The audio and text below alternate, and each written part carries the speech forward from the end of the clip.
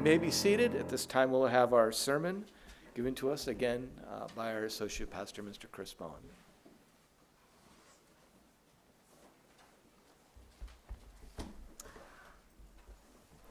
This year of 2022, we are 246 years removed from when the colonies declared independence from the mother country, England, 1776.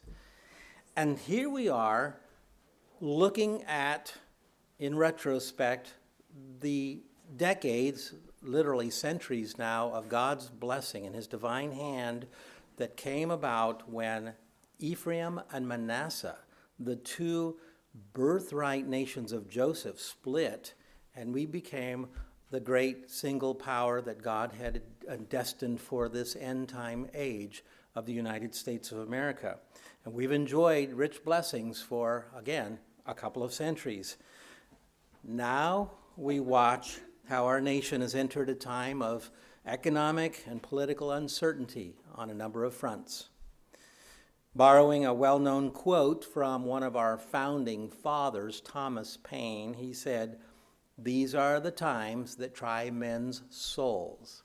It's a famous quote, and Thomas Paine coined that phrase in one of his periodical pamphlets called Crisis, The Crisis.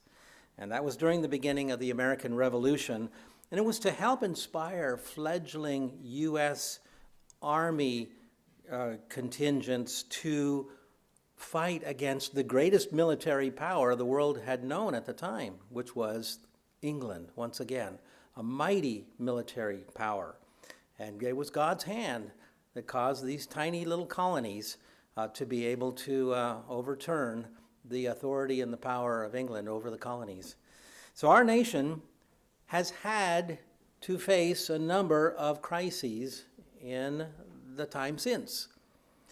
But the one thing that's different now than many other crises that this country has faced, Civil War, World War I, World War II, other issues, even more recent things, but the one thing that stands out is a lack of a moral compass in terms of whether or not this country can weather the stormy seas and the stormy skies ahead, in a figurative way of putting it. From the top of leadership down to the most common of our population, is there going to be the same moral compass? We wonder if we will have the same resolve and will to, as in times past, to make the austere changes that might be needed to, again, weather these hard times that we know are coming and to come out prosperous and powerful again. Well, we have to wait and see, but we see the handwriting on the wall. We see trends in recent decades, probably the last 50 years, particularly in this country. This generation, as we know, are facing great challenges ahead, financial challenges. We are seeing where a time where in the recent couple of decades, older generations are saying to themselves, we probably aren't going to see our children prosper as much as we did in the 50s, 60s, 70s, 80s, and 90s. And so they won't expect to see better economic and social conditions as they had. This is a mindset that people are having now. Let me share a couple of paragraphs from an online journal. Just a couple of paragraphs. Let's see if this fits our time. The title of this journal article was 50 Statistics About the U.S. Economy That Are Almost Too Crazy to Believe. I promise I don't go through 50 stats. 2 paragraphs, okay? It's contributed by contributing editor Michael Snyder, and the journal was called blacklistednews.com.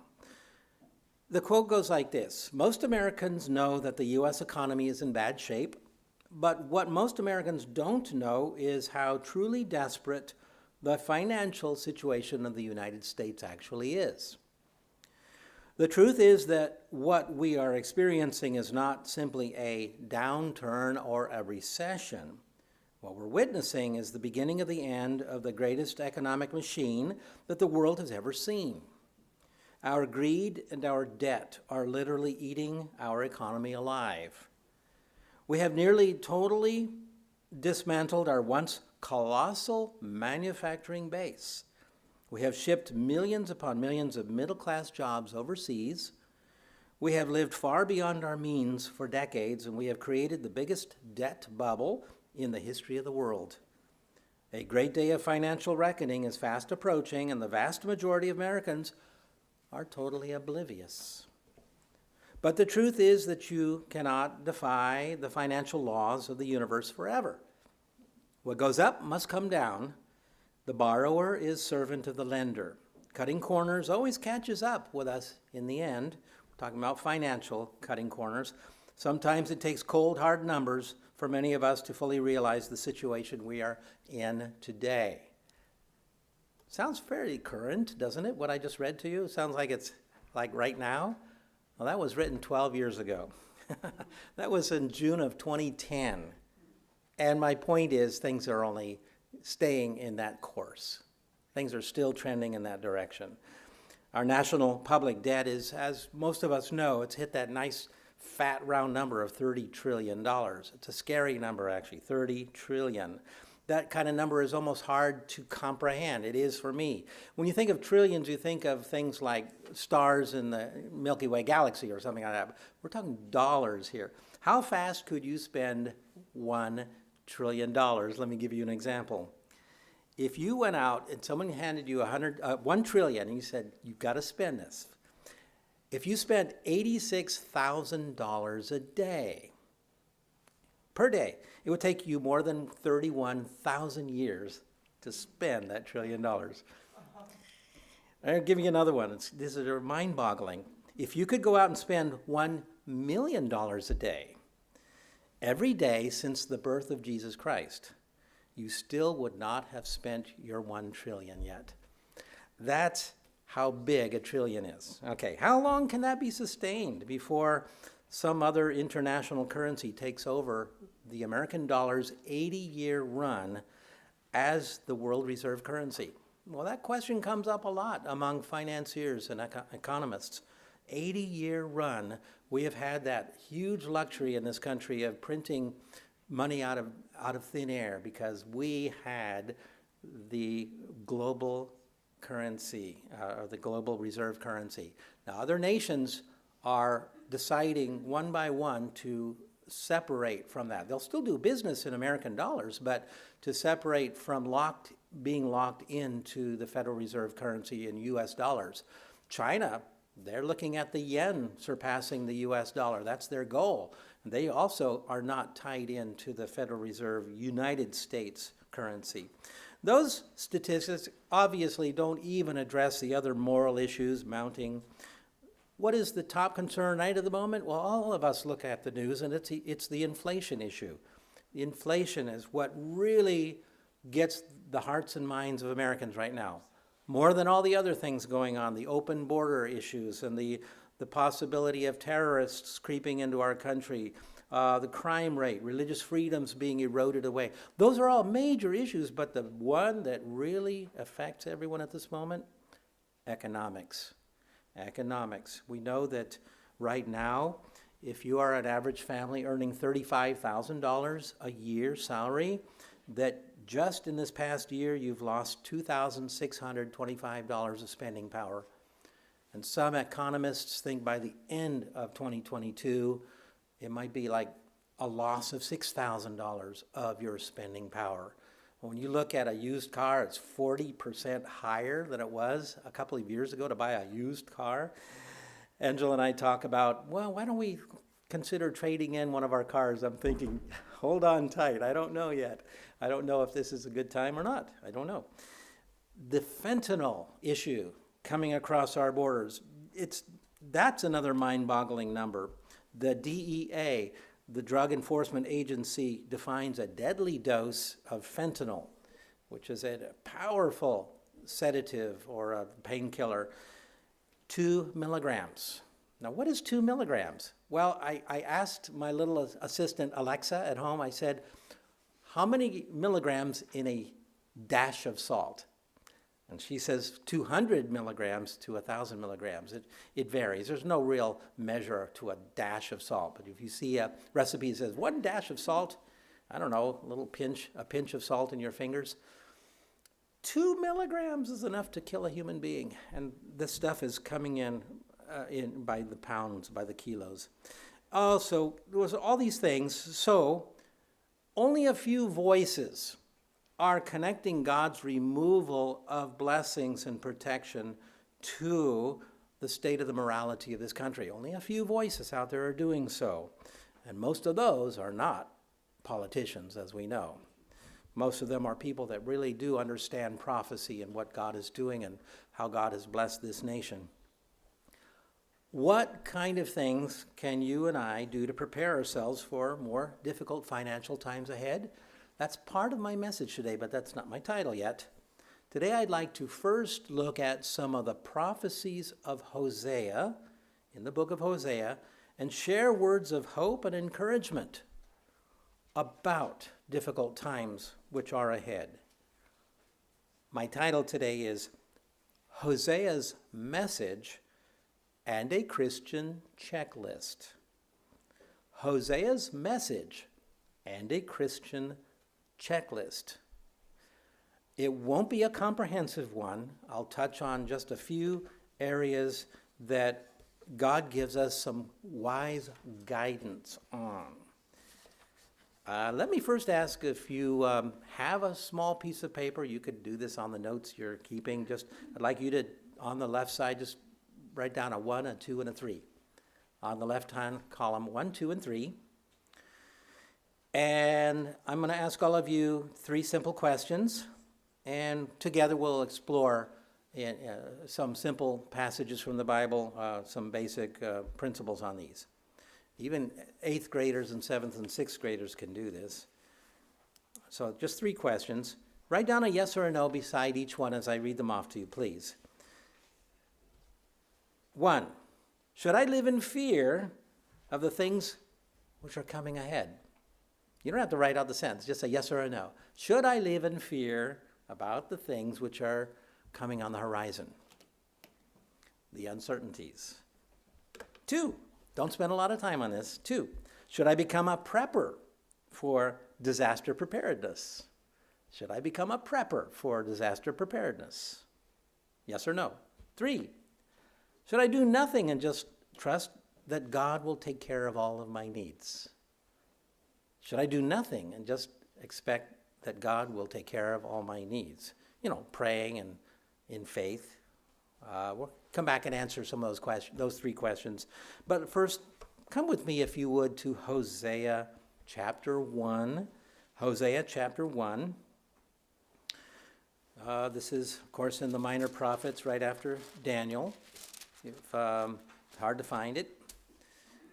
I'm going to ask you, and I do this a lot when I speak, I usually give you opportunities to put little flags, little markers, pieces of paper, because we keep coming back sometimes. I'll let you know, but there are 3 places today which, if you have little markers, we'll stick them in there. This is one. All right, as you're turning there, Hosea was from the northern kingdom of Israel, where God called him to prophesy to his own countrymen, the northern kingdom. It was during the reign of a king called Jeroboam II. It was 786 to 746. That was the reign of King Jeroboam, BC. Hosea lived in very tragic last days or last decades of his own country.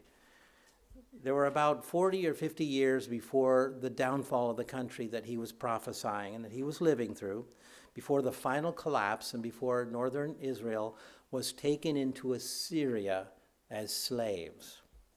Hosea witnessed political chaos in Israel because 4 of northern Israel's last 6 kings were assassinated. They had very short reigns. Consider if that ever happened in our country, what anxiety and turmoil that would cause if we had a series of 6 presidents and 4 of them had been assassinated. It was horrible when we saw John F. Kennedy assassinated and how this country grieved And it was an enormous time of mourning back then in the early 60s when that happened.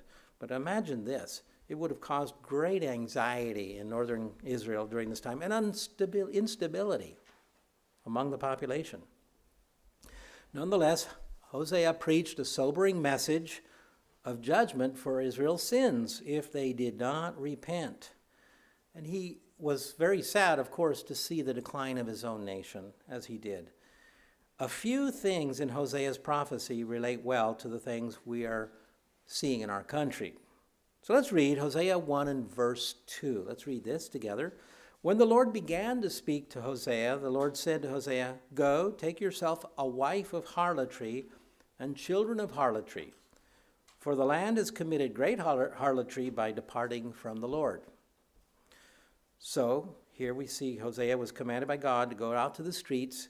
You're going to see what he's doing here. God says, go find yourself a wife who is already a prostitute. I mean, he's a man of God. This has to be very hard for him to swallow this command from God, but there's a reason. God tells him to go make a prostitute his wife.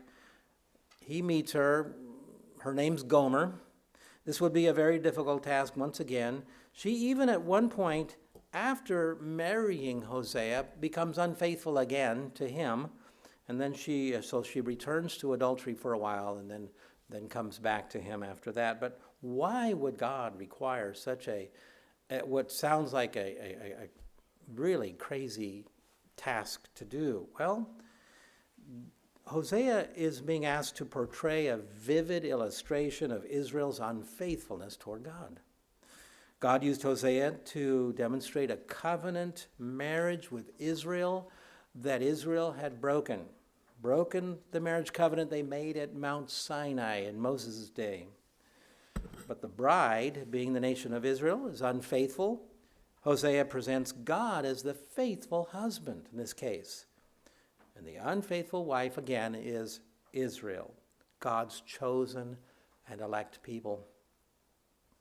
It's to demonstrate God's love and long-suffering toward Israel that God asked or told Hosea to do this. And that he was going to show Hosea through these prophecies that God was not going to give up on his people Israel. That he had this long-suffering, even through their unfaithfulness and infidelity. He wanted to draw them back into this marriage covenant with God. So he had this great hope and, again, long-suffering that God would see repentance on a national scale and that his people would come back and ask for forgiveness. Because, as we see in the scriptures, God takes no pleasure in the destruction of the wicked. So he sent prophet after prophet after prophet before he got to his breaking point. God has a flashpoint. God has a breaking point. He will always forgive based on repentance, but he does have a breaking point at times when he's trying to get the attention of a nation. Let's continue, verses 3 through 5. So he went and took Gomer, the daughter of Diblaim, and she conceived and bore a son. Then the Lord said to him, "Call his name Jezreel." Now Jezreel is the fruitful plain of Jezreel in Palestine, but it also means the Lord scatters. So God is giving names to 3 children that she's going to bear for Hosea. In a little while, I will avenge the bloodshed of Jezreel on the house of Jehu. This is the family line of Israel's king Jehu. And I'll bring an end to the kingdom of the house of Israel. It shall come to pass that in that day I will break the bow of Israel in the valley of Jezreel. The valley of Jezreel is the same as the valley of Megiddo. We know where that is in Revelation 16. This is where the final conflagration, the final amassing of armies together in the plain of Megiddo when Jesus Christ comes back. And there's a showdown with the armies that come from across the nations to meet at Megiddo. It's the same valley of Jezreel. And so this is where Israel will have its last battle with Assyria. And Assyria will win that battle, and the people that are left are going to be taken into slavery. God had already sent the prophet Amos prior to Hosea. Amos warned that God was preparing an army that would do his bidding in subduing Israel. Hosea continued that same warning, and he also pointed out that this military might was going to be Assyria. So little by little, God is being very clear with Israel. What's on the horizon if they don't turn back to him? Let's continue, verse 6 and 7. And she, Gomer, the prostitute wife, conceived again and bore a daughter this time. God said to him, call her name Lo Ruhamah. That means no mercy. It'd be awful to call your daughter no mercy, in literally in Hebrew. But this is something that demonstrated that people that knew Hosea to be a prophet, that God was trying to get the attention of the nation. It says, no mercy on the house of Israel, but I will utterly take them away. Verse 7, yet I will have mercy on the house of Judah. I will save them by the Lord their God, and will not save them by bow, nor by sword, nor battle, by horses, nor horsemen. You remember what happened not long after. This is when Hezekiah is the king of the southern nation of Judah, and the southern nation of Judah is also under attack from Assyria. But Hezekiah humbles himself, he fasts, he prays, and he lays before God on his knees the dictate of the king of Assyria that they're supposed to surrender, and God says, because I've seen your humility and your confession, Hezekiah, I am not going to allow them to enter into Jerusalem. Remember what happens next? God sends his destroying angels and kills 185,000 Assyrian soldiers in one night. And they lay all over the place, strewn outside the city walls, dead. And so God gives Judah a little more time. They're buying time, but their sins are gradually getting actually worse than the northern kingdom of Israel. So 135 years or so later, they also go into slavery. But this time, a new world power is in place, and that, of course, is Babylon. But let's continue. Verse 8 through 9, now when she, Gomer, the wife, had weaned Lo Ruhamah, remember that means no mercy, she conceived and bore a son, in other words, another son. Then God said, call his name Lo Ami, for you are not my people, and I will not be your God. That's what the word Lo Ami, the name, means. I am not going to be your God anymore.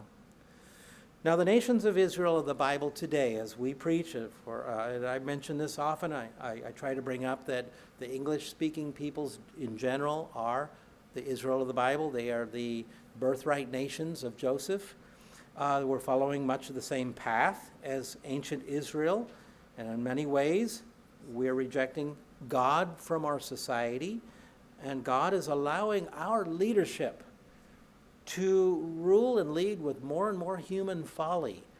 Very poor judgments, very poor decisions that you and I watch on the news and say, I can't believe that our leaders are making these kinds of decisions.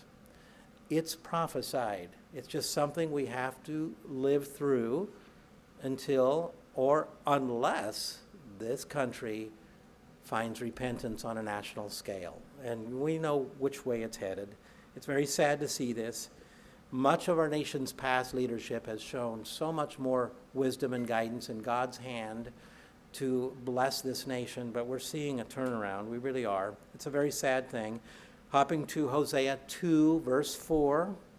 Hosea 2, verse 4, another very sad consequence that God explains through Hosea. I will not have mercy on her children, for they are the children of harlotry. For their mother has played the harlot.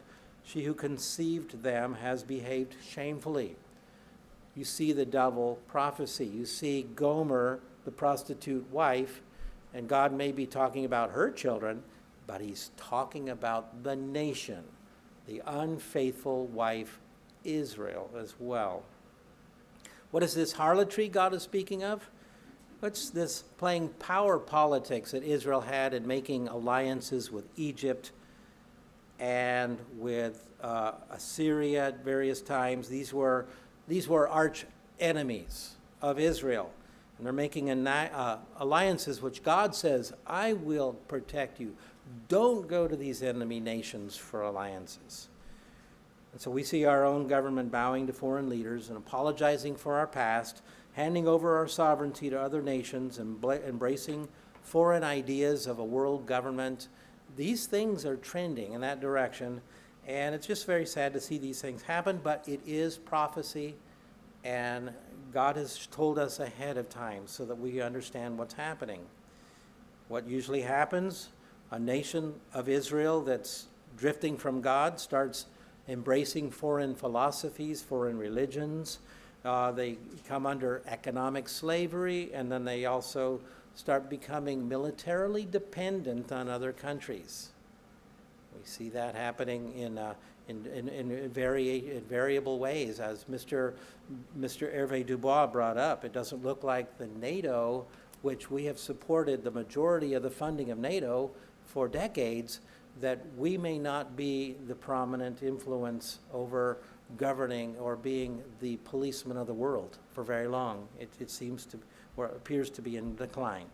Now, again, those curses will change upon national repentance. Now, let's see, now that I've told you all that bad news, what we can learn from what God has given us in the Bible on helping us to cope. Helping us to cope. Number one question was, should I live in fear of the things that are coming ahead? Well, please put a marker in Hosea. We'll come back here at the end. Let me take you over to Luke 4 and verse 16. Luke 4, verse 16.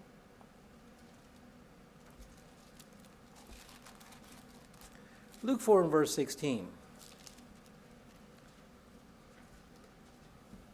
Amidst the trials, amidst the shrinking pocketbook that you and I will have to endure for probably years, not short interim of inflation, but probably years of decline in the wealth in this nation, just based on the trends and things we're seeing right now.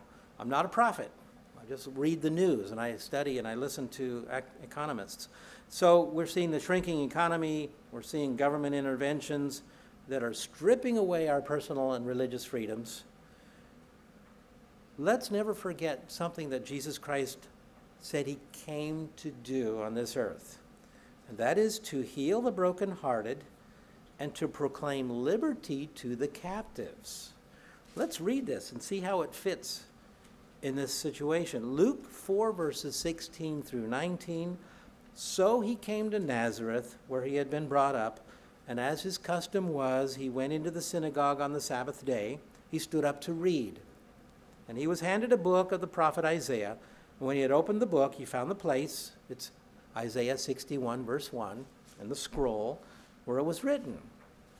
Verse 18, the Spirit of the Lord is upon me, because he has anointed me to preach the gospel to the poor.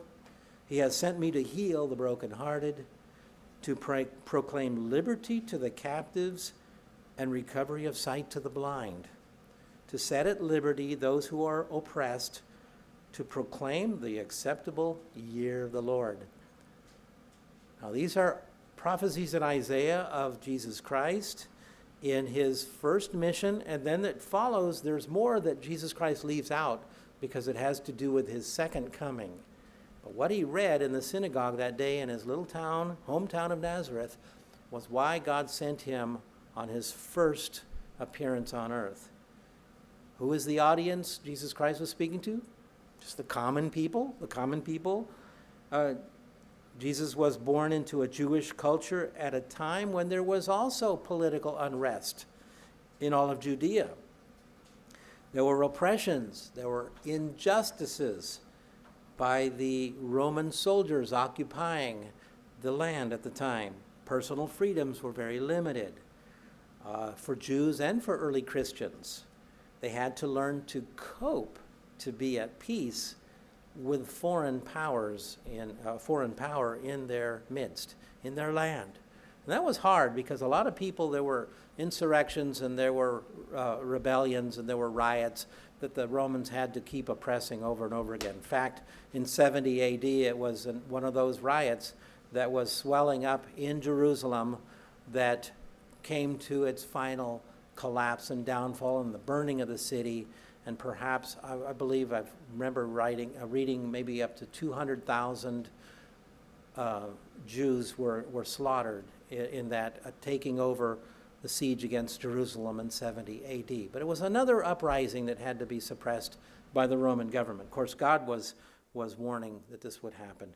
Roman law triumphed over Jewish law. Now, the Jews could have their own religion. They had their own civil laws up to the point of capital punishment. You couldn't take a person's life without getting the sanction approval for each of those cases from the Roman government. So they had to petition the Roman government if they wanted to take the case that far. So Jesus Christ said he did not come to be a king in that day and time. So what did Jesus Christ mean to set at liberty those who are oppressed? Oppression of mind and spirit is one way to look at this. Oppression of mind and spirit. The burdens of anxiety and fear and worry are what he came to liberate. And obviously the most blatant captivity is to sin. The most blatant captivity that he came to relieve and set at liberty those oppressed by sin. And so should I live in fear of the things which are coming ahead? Should you live in fear over the uncertainties of what's on the horizon the next few years? Many people are depressed and filled with anxiety and fearful over increasing troubles in our society. On matters of anxiety, depression, and suicide, I borrowed a couple of paragraphs from the Discern magazine, I believe a month ago. It was and this collected some information from the Centers for Disease Control, CDC, a statistic from August 2020 on levels of anxiety, depression, and suicidal thoughts, which are skyrocketing in our society, especially during the COVID-19 pandemic, during its peak. 11.3% of adults aged 18 and up report regular feelings of worry, nervousness, or anxiety. That's more than 1 in 10 people in our country have worry, anxiety, and fear and worry and nervousness regularly. 4.5% of adults 18 and up report regular feelings of depression. Teenagers are especially vulnerable to suicidal feelings and tendencies. Suicide is the second leading cause of death in this country among teenagers after accidents.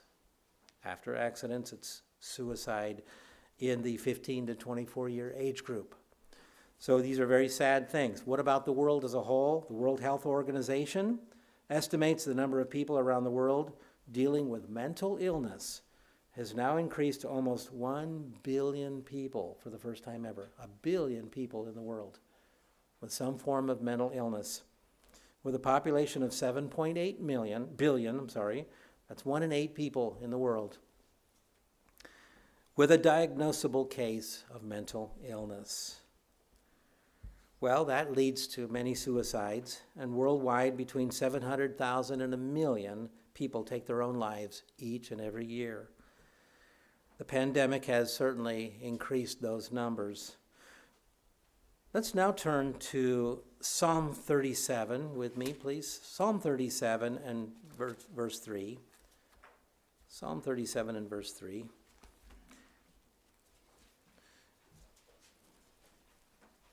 We could either live in fear like much of the world right now, or we could live with God's peace.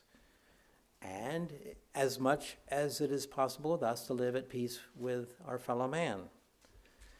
Let's read this together. It's very comforting. Psalm 37, verses 3 through 8. Trust in the Lord and do good. Dwell in the land. Feed on his faithfulness. Delight yourself also in the Lord, and he will give you the desires of your heart. Verse 5, commit your way to the Lord. Trust also in him, and he will bring it to pass. He shall bring forth your righteousness as the light, and your justice as the noonday. Our light, an example to others in a darkening world, will just naturally shine brighter and brighter and brighter. In this room, if I lit a candle, it would be obscured by the bright fluorescent lights. If you turn off the lights in here and close these window openings, that candlelight will illuminate the whole room. Once our eyes adjust, you'll be able to read under a candlelight. That's your light in a darkening world. It's just amazing how that works. But let's continue. Verse 7, rest in the Lord and wait patiently for him. Do not fret because of him who prospers in his way, because of the man who brings wicked schemes to pass. Over and over again in the Bible, God says for God's faithful people who are being patient, waiting on God, not to get angry because other people that are wicked are going about it and prospering. There is so much white-collar crime going on the internet. I bought something on the internet yesterday, and I was so afraid that I reached out to a scamming website, but I looked at it, and I had to go to other websites to see, is this a scam or is this a real legitimate online vendor? I'd never heard of it before. Well, it turned out to be okay. It was a very strange thing, though. They ended up this morning sending me another email that they canceled the order. I don't know why, but one person said out of 56 reviews, 55 of them were very positive. One person said, I don't know if these are all fake reviews and this company is just trying to get credit card numbers. All the time we have to be on our guard. Such things like that are happening more and more. So it's very sad. We see people prospering, but God says, be patient. He's watching all this. He's watching all these things. And finally, verse 8, cease from anger, forsake wrath, do not fret.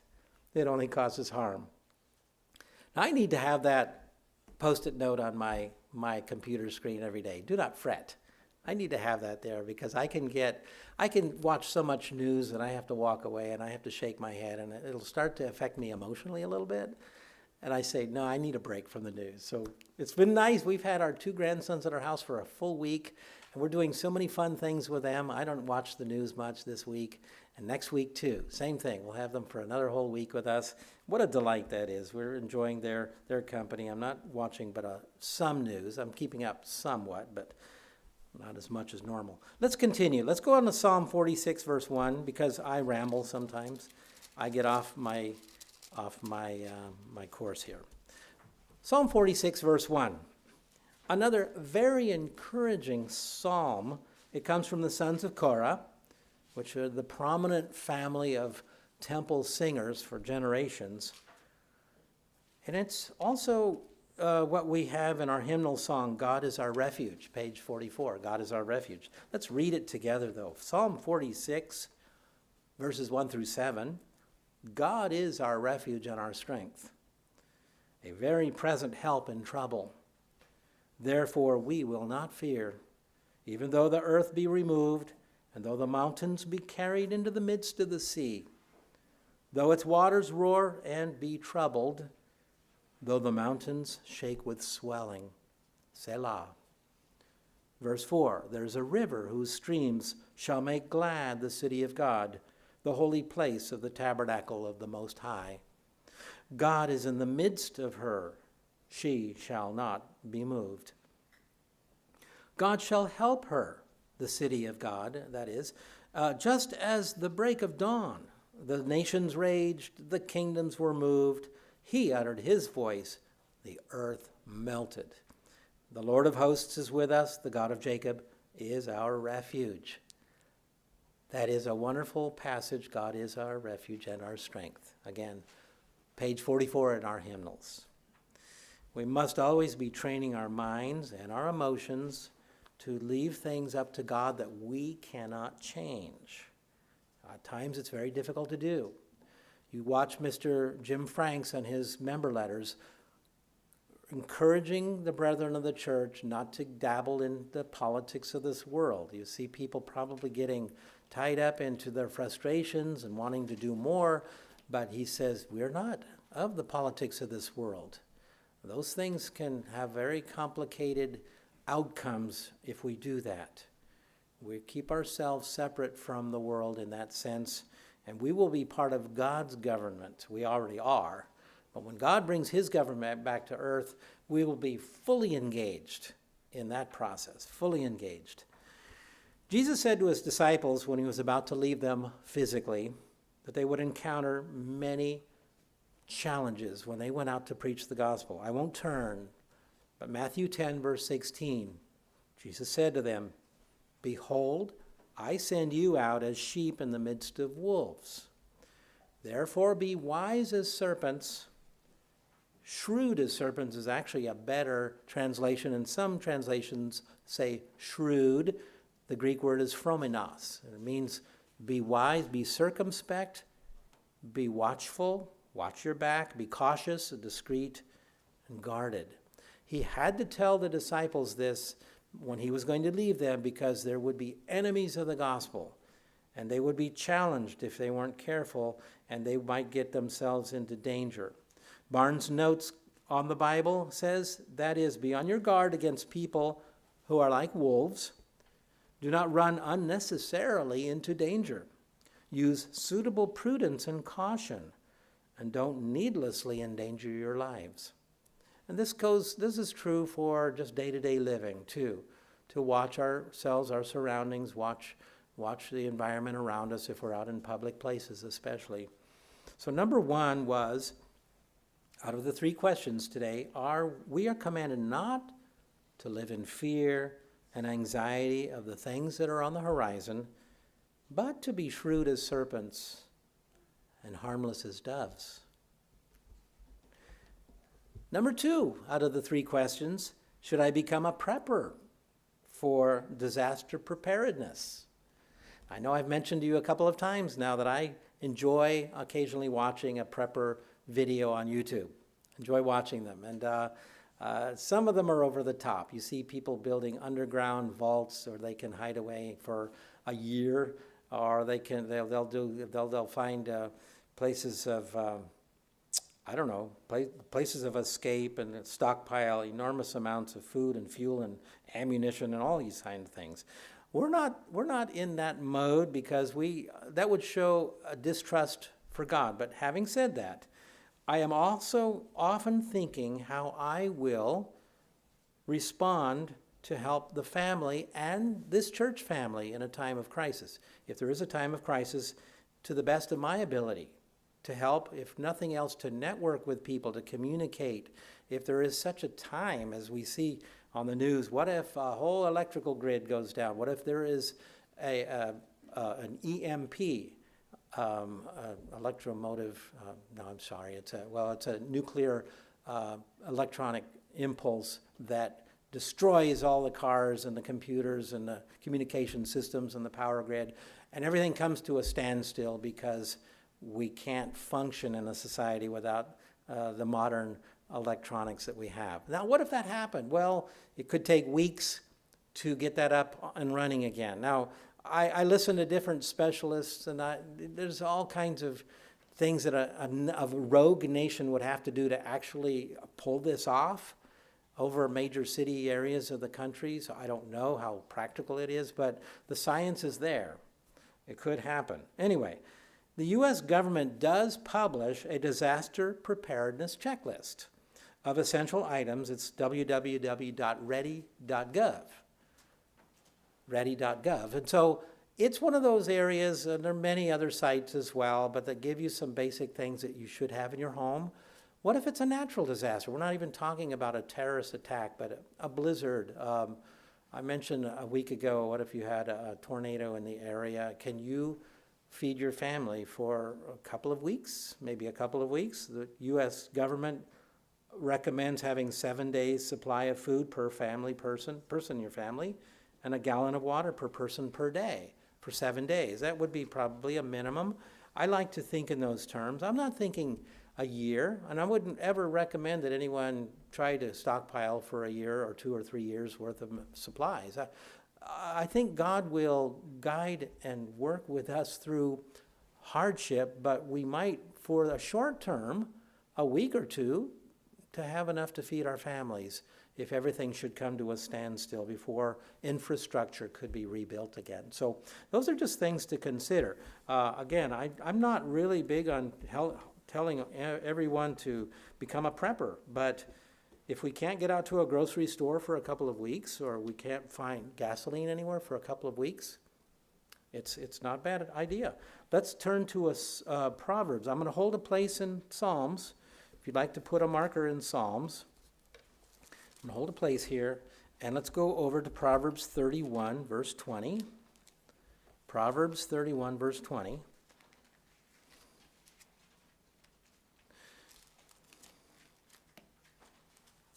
You know that whenever there is a natural disaster, like when hurricanes hit in the south or earthquakes, we in the ministry do what we can to try to phone everybody in the congregations to see how they're doing, and if there are any ways that if their help is needed that we could work with various members that have resources. That is something just to let you know on the side that we're always trying to be sure that people are safe after a natural disaster. Proverbs 31, verse 20. Let's see. What is going on with this Proverbs 31 woman that we could learn from? She's industrious toward preparing for her family. We see that she prepares for winter. We see something else, though, that is the secret to her prosperity. Verse 20. She extends her hand to the poor. Yes, she reaches out her hands to the needy. She is not afraid of snow for her household is clothed with scarlet. It's poetic, for she gets her family warm and clothed. Her house is sealed off from the snow and the wind. She's got a warm fireplace and a kitchen that can feed her family. So that's basically, in poetic terms, what's going on here. Verses 20 and 21, I'm sorry, I read that. Verse 25 speaks to resourcefulness and her generosity. Strength and honor are her clothing. She shall rejoice in a time to come. She's not living in fear and anxiety, is she? She'll rejoice in a time to come. She opens her mouth with wisdom, and on her tongue is the law of kindness. She watches over the ways of her household. She does not eat the bread of idleness. She keeps busy with the chores and the responsibilities of home life. Her children rise up and call her blessed, her husband also, and he praises her. Many daughters have done well, but you excel them all, is what her husband is thinking about her. And he praises her for her industriousness. So question number 2 is one about preparedness. It's about planning for short-term emergencies and not trying to stockpile years' worth of food and equipment, which I believe that God is going to have different ways of dealing with this nation in ways that maybe some people haven't even thought of, maybe not even. So that's number 2. It's one about preparedness and planning. Number 3, third question, should I do nothing and just trust that God will take care of all my needs? Well, it's a rhetorical question. Obviously, I'm going to guess that most of, if not all of you, wrote no on your sheet of paper. God says he will take care of our needs if we're faithful and obedient toward him, but that he also wants us to plan ahead. Let's skip over to Proverbs 6, verse 6. See this in action. Proverbs 6, verse 6. I've been thinking for years, oftentimes we wonder, when does God intervene miraculously in our lives? When we have a need. We've come to God, we've prayed, we might have even fasted over something. More often than not, it's one of 2 reasons. When God sees that we need a boost in our faith, and he comes to our aid in ways that will just astound us. Or 2, when we don't have the resources, the ability, the knowledge, and the wherewithal to acquire whatever we're asking God for.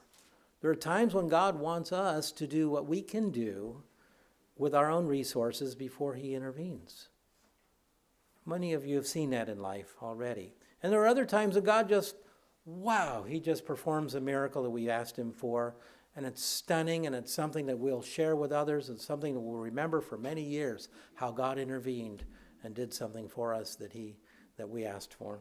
Well, let's look at this. Proverbs 6, verse 6 through 11. It's about, again, planning and working diligently. Both of these principles are in here. Go to the ant, you sluggard, consider her ways and be wise, which having no captain, overseer, or ruler, provides her supplies in the summer and gathers her food in the harvest. It's like the Proverbs 31 woman. She laughed at winter because she was prepared for winter. How long will you slumber, O sluggard? The proverb is speaking to those that don't have a work ethic. When will you arise from your sleep? A little slumber, a little folding of the hands to sleep. So shall your poverty come upon you like a prowler, and your need will come upon you like an armed man, a robber, a burglar. So the principle is the ant is just one of numerous examples of nature that God gives. Ants are amazing. When I was a child, I had ant farms in the house. My mom would actually let me keep a 5-gallon aquarium filled with sand and red ants, and they would get out.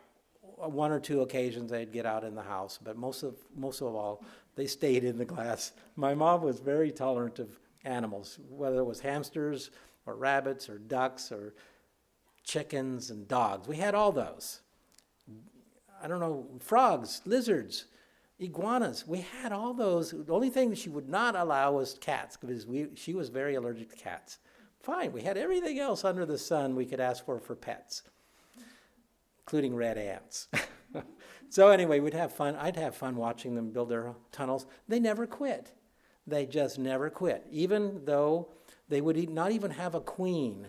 I would go and scoop, tear down a red ant hill and scoop hundreds of ants into this thing. And we lived in the desert community out in Southern California where red ants were common. Now, they're not fire ants you find in Texas, Alabama, Georgia. Not fire ants. These are bigger, and so they don't climb up glass generally. There was a reason why they climbed up the glass, though. They were attacked by other smaller ants that walked them up over the glass of the aquarium. That's how they got in the house. Strange, but as watching nature was fun. It was fun growing up. Got to see all this stuff in action. So God uses ants, in this case, to show how industrious they are. They just dig away until they make their tunnels. They didn't even have a queen in there. When they were collecting food and putting it in places, that's what they were programmed to do. So I digress again. I apologize. So God is showing us that it is wise to plan, not worry, not have anxiety, but to plan. In the best that we have the resources to do so. Now let me ask 3 bonus questions that mostly refer to young people. We have a few of our young people here that are not ready for this yet, but because of the times, I'll talk to the parents. Is there a time to forget about higher education for your young people growing up? Is there a time to say, no, we're just going to skip college or higher, professional skills if it's an industrial skill? The answer to that is there's never a time to stop learning or stop being educated. An old Chinese proverb says the best time to plant a tree, you've heard this before, was 20 years ago. The second best time to plant a tree is right now, if you're planning for your future. That's just a nice proverb to consider how to work with our young people growing up in the home. Sir William Osher, he said, the best preparation for tomorrow is to do today's work superbly well. That also speaks to honing skills and doing the very best job we can at anything we do with our hands to do with our might. That's what that speaks to. Ben Franklin, he said, by failing to prepare, we are preparing to fail. There again, that speaks to preparing our children for higher education. There's never a time we should stop thinking about helping our children focus on higher education as they grow into that. Another question for young people. Same question could be about planning to get married. Should our young people ever discount preparing for marriage? No, never. Should never discount that. Even if we're fleeing to a place of safety in the future, marriages are going to take place. Babies are going to be born. All these things will still take place for the period of time we're supposed to be there. Marriage is a divine institution that God ordained for the development and the balance of the whole man or woman. For most, marriage was designed to elevate, a training ground for all of us, to build emotional maturity, to learn to serve others, to give more of ourselves, to enjoy great joy in intimacy and fellowship and child rearing. There are so many benefits that God has designed into the human family that marriages can bring. So there should never be a time to say, I don't think we should get married. Now, the Apostle Paul, I won't go into a comment he makes about a time of crisis where it's an interim time in the one of his books. I won't go into that, but there's a time when it might be a crisis that will come and go. Financial security, let me talk just briefly on that. Many people have money insecurity, even when they have a comfortable lifestyle. I look at some news that says that Social Security will be insolvent in 12 years. Now, that's all based on today's economy. That's based on whether or not the government raises taxes or does some other dramatic things economically for this country, for all the people that are on Social Security or entering that age. And there are huge numbers of people are going to be retiring over the next 10 years. Huge numbers will be on Social Security. Let's hope that it's there. Let's hope it's there. But we wait on God if we don't have the means to fix something. If we don't have the resources or the ability, we wait on God. So back to economy. I won't turn, but there is a time of crisis. Ezekiel 7, verse 19. In Israel, where it says they will throw their silver in the streets and their gold will be refuse. Gold and silver, worthless at a certain time. He will not be able to deliver them in the day of the wrath of the Lord. See, that's the important part. The day of God's wrath. Gold and silver will not protect people from God's wrath. That's what it's saying here. In a broader sense, any financial instrument, currencies, precious metals, shares of stock, cryptocurrencies, any means of wealth in a time of God's wrath will be worthless. It won't save a person. It doesn't mean that money has no value. Money is very valuable.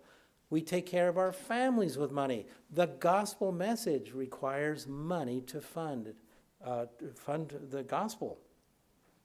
Should we continue saving for retirement?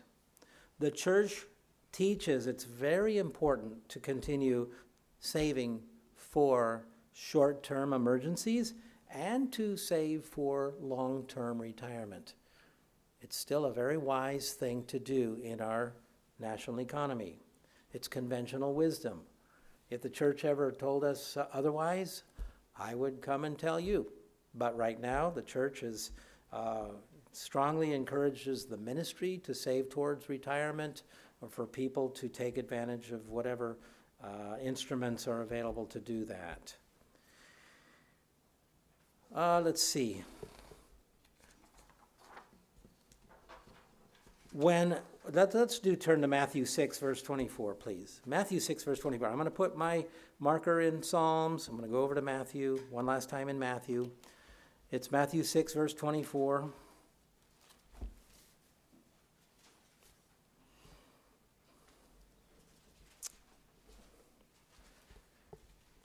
Jesus spoke of where our hearts are, that's where our treasure will be. He starts by saying in Matthew 6, verse 24, no one can serve two masters, for either he will hate the one and love the other, or he'll be loyal to the one and despise the other way around. You cannot serve God and mammon or money. Now, again, money is so extremely useful. It pays the rent, it buys the food, clothes the family and the children. It's to preach the gospel to the world. God designed money to also be helpful in helping us to learn how to use it, how to properly use money. But we're cautioned not to store up treasures where rust and moths deteriorate. Let's continue. Verse 25, therefore I say to you, don't worry about your life, what you're going to eat or drink, or about your body, what you're going to put on. Is not life more than food, and the body, isn't it more than clothing? Again, note that worrying is not the same thing as planning. Worrying is over here. God says, don't worry, don't fret, don't have anxiety over how we're going to feed and clothe ourselves and our families. Planning is another thing. Skip, please, to verse 31. Therefore, do not worry, saying, what shall we eat, what shall we drink, what shall we wear? For after all these things the Gentiles seek. For your heavenly fathers know that you need all these things. But seek first the kingdom of God and his righteousness, and all these things will be added unto you. That takes faith, doesn't it? In a time of uncertainty when your income, your dollars, your limited income, whatever it is shrinking daily. I looked at something that is a long-term graph from 1913. What was the American dollar worth in 1913? Well, if you fixed it at $1, today it's worth 4 cents. 4 cents. Now, obviously, incomes have increased. In 1913, you might have $300. You could buy a Model T Ford for $300. Yeah, brand new car. But that's, it's shocking when you look at those statistics. But we're not to worry about that, we're told. And so continue, verse 33, seek first the kingdom of God and his righteousness. All these things will be added to you. Therefore, do not worry about tomorrow. Tomorrow will worry about its own things. Sufficient for the day is its own trouble. Every day you wake up and get out of bed, you'll have some other challenges. You'll have some decisions you have to make. Not to worry about a week, a month, a year later. But planning is important, as we saw. Please turn again to Proverbs 19, verse 17. 19, verse 17. Proverbs 19, verse 17.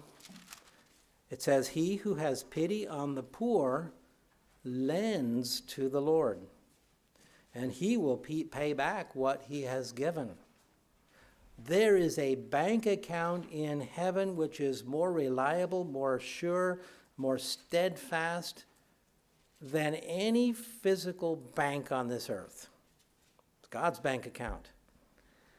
Those who are generous with the poor, God says he will pay back. This is an investment at extremely low risk. Zero risk, okay? Zero risk. Is there any other financial instrument in the world that has zero risk? No, I don't think so. It's the best security to pay our tithes and offerings. And offerings go toward, in the church, the way we've set it up, go toward a number of different benefits to poorer countries, to people in need, etc. Should you and I try to get out of debt as much as possible? Yes, yes, and yes. 3 answers to that. Our homes are obviously one of those things where very few people can pay off a home mortgage instantly. If you own your own home or getting close to finishing off your mortgage, you are so blessed. Wonderful for you. If you have a car, that's probably secondary to having a loan for a car. What's third? Probably medical bills. Probably hard to avoid those if you have to pay medical bills on installment. But getting out of debt always is so important, especially in the times we're entering into. It is said the borrower is slave to the lender. In Israel, borrowing was a common practice, but there was a plan in place when the people took God at his word and did not charge interest of fellow Israelites. They weren't to do that. They could charge interest of foreigners, but not fellow Israelites. And there were a number of things God put in place so that there would never be impoverished families in Israel. They would always restore back the land that belonged to them on their Jubilee years. And God would always see if they followed his laws. And Mr. Hervé Dubois spoke in detail about God's principles of prosperity. Well, we don't live in that time yet. That time's coming back again, I believe, in the millennium, but not yet. So we are trying hard to stay out of debt wherever possible. Let's go to a Psalm of David. I'm going to read with you, I believe, three more scriptures, and then we'll close. Three more scriptures. In Psalm 34, verse 7, Psalm 34, verse 7, please come back there one last time. Proverbs again, and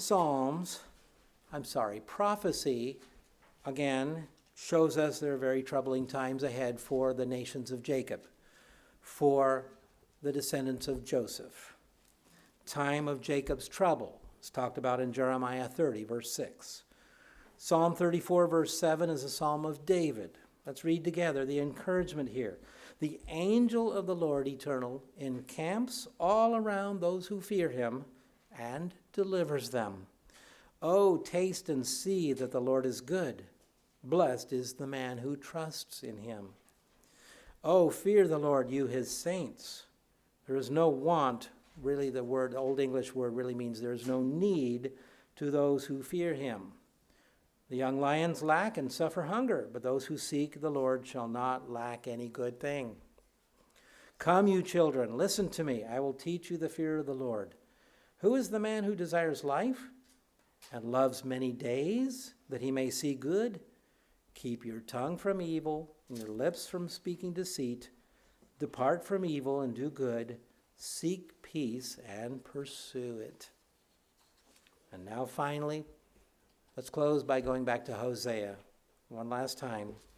Because in the end of the book of Hosea, we will see, we do see, not actually in the end of the book, but the climax or the conclusion of God's intervention in Israel is a very positive one.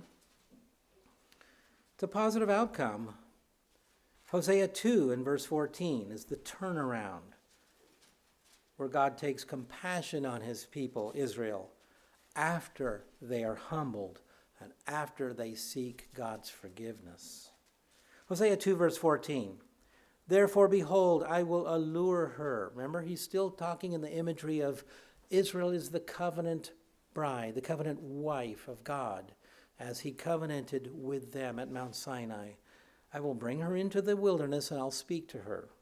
I'll give her her vineyards from there, and the valley of Achor as a door of hope. She shall sing there as in the days of her youth, as in the day when she came up from the land of Egypt. There will be rejoicing and song and laughter and happiness once again, God says. The word Achor literally means trouble. Ancient Israel, after their difficult journey through the wilderness and the desert after leaving Egypt, they came into a time of peace finally. They came into the promised land. But the valley of Achor is also where there was the hiding of idols under Achor's tent, and Joshua had to go through the process of weeding out the sin until it narrowed down to his family. And what happened on the very threshold of moving into Canaan, that's what happened there, just as they were about to go in there.